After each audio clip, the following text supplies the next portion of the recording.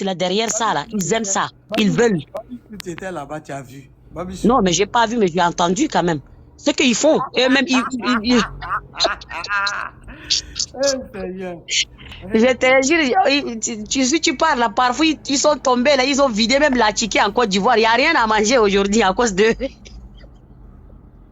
On est fatigué en tout cas, il faut retourner. Nous, on n'a pas faim. Toujours, vous nous insultez. Nous, vous voulez pas rester en Afrique. L'Afrique là, c'est si vous pouvez, vous avez le pouvoir, vous pouvez même déplacer votre pays. Mais déplacer, laissez l'Afrique, laissez nos sols. Déplacer, on est fatigué de ces gens-là. Ils tapent des poitrines, ils disent qu'ils ont des pétroles, ils ont des gaz, mais vous n'avez rien du tout dans votre sous-sol. Vous êtes 20e ou 21e. Je sais pas, vous n'avez même pas lait. Ok, Ouganda, il vous donne des lait, vous n'avez rien du tout. Un peu, s'il vous plaît. Ok, vous ne cassez pas la tête. Après toi, c'est Alborak. D'accord? Après toi, c'est Alborak. D'accord? Je viens. Ok, je suis là, donc, je suis pas nous, on est fatigués. 2025, on va aller au Maroc. Et je parle à mes frères marocains. Hein. On critique l'Algérie, c'est vrai, mais en attendant 2025, il faut nettoyer votre pays. Des gens racistes, là, ils vont l'enfermer en prison. Parce que votre roi, là, il est en train de mettre des trucs en place. On est content, franchement. Il s'élève pour travailler. Il veut que son pays avance. Il veut signer des contrats en Afrique pour qu'on travaille. Et c'est l'Algérie qui l'empêche. On a compris, nous, le peuple noir d'Afrique, on a compris parce qu'on sait le cancer, ça vient d'où. Donc, il faut nous aider. Même nos frères qui sont là-bas, qui veulent traverser, aller en Europe, là. Il ne faut pas le taper, il ne faut pas le filmer. C'est ça qui ramène la haine, si vous n'avez pas compris, là. Certains gens qui sont mal attentionnés, ils attrapent les noirs, ils le tapent, ils le filment. C'est ça qui gâte les noms des pays. Ok? Nous, on n'est pas contre personne. L'homme noir n'est pas contre personne. Malgré on a souffert, malgré une torture, ils nous tapent, ils montrent, ils poussent nos enfants, ils tuent nos enfants dans le désert. On a vu tout.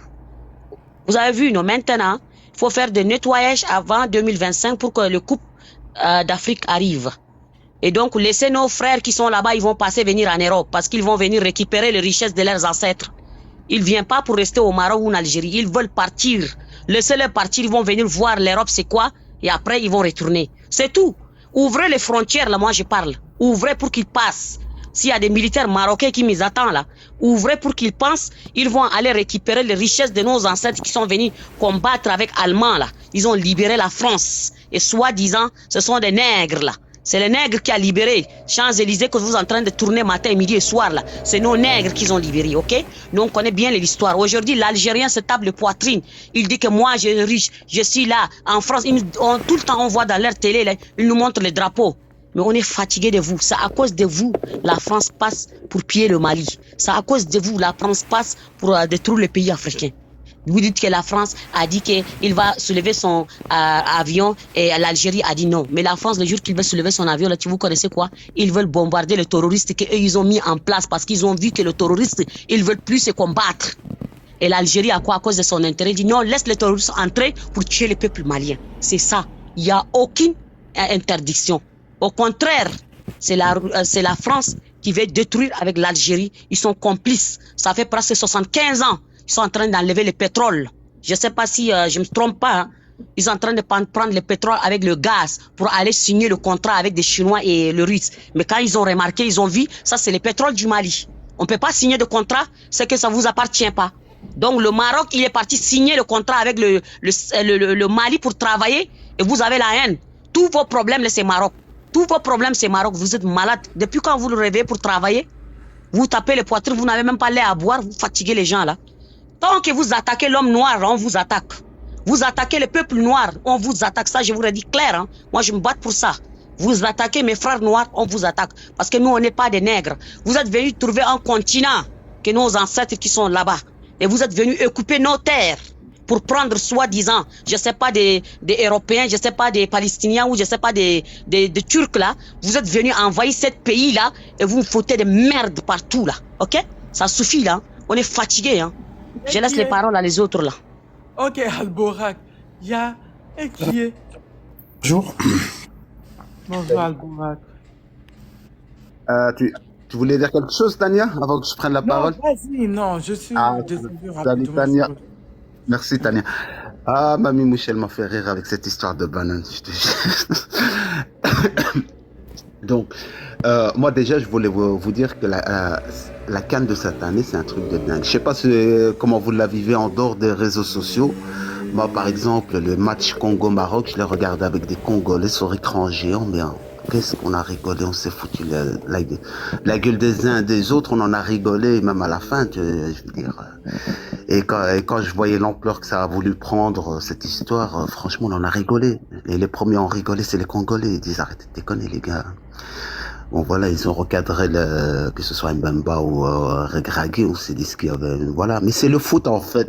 Nous, des classiques comme ça, Congo, Marocain, c'est, ça arrive souvent. Et en plus, à Bruxelles, vous devez savoir, les Congolais, les Marocains, c'est parmi les plus grosses communautés. Donc, on a l'habitude et on vit ça toujours ensemble. On va revenir au cas de l'Algérie.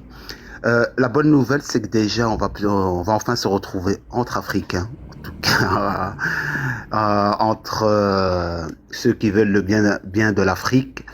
Et pour moi, c'est une bonne nouvelle. Je partirai pas, je partirai pas, je Non, tu vas partirai partir. pas. Ben, finalement, ben, les Mauritaniens, ils ont voulu que tu partes. Et c'est les Mauritaniens, soi-disant. En tout cas, ils ont fait beaucoup la fête au Maroc. Hein. Je ne savais pas qu'il y avait autant de Mauritaniens au Maroc, mais en tout cas, c'était beau à voir. Hein. En tout cas, Même en c'était Côte resté. d'Ivoire, même à Boaké, vous les avez vus? Même à Boaké, ils ont fait beaucoup de Chez vous aussi, beaucoup vous en la avez. fête. Ah non, Mhm. c'était magnifique. Mais de toute façon, nous, les Marocains, on se sent très proches des Mauritaniens, Sénégalais, Ivoiriens que Algériens. Les Algériens, depuis qu'ils ont été formatés par les Ottomans et les Français, on ne reconnaît rien d'Africain en eux. Et en tout cas, ceux qui ont encore une mentalité africaine et qui veulent le bien de l'Afrique, qui vont reconnaître les torts, qui vont condamner, dénoncer, sont une minorité. Et comme le disent même des Algériens, par exemple, un gars comme Idrissa Berkane, qui est quand même quelqu'un de brillant et qui critique tout ce qui est critiquable, même lui, à un moment, il est arrivé au constat que il nous dit que l'Algérie a un problème d'ordre psychologique. C'est un problème au niveau national. Pour leur parler, il faut vraiment prendre les choses avec des pincettes. Il faut prendre les choses avec diplomatie. Quand vous avez un pays qui peut se tirer une balle dans le pied sur un coup de colère, fermer un gazoduc qui était bénéfique pour eux, parce qu'ils traversaient le Maroc, parce que l'Espagne a décidé de prendre une décision souveraine de reconnaître la marocanité du Sahara, bah eux, ils ferment le gazoduc. Et après, quand ils réfléchissent, mais du coup, c'est quand même leur gain-pain, le gaz. Tu coupes le gaz comme ça à l'Espagne qui fait partie de l'Union européenne, mais quel signal t'envoie l'Union européenne? Ben, l'Union européenne, après, qu'est-ce qu'ils ont fait?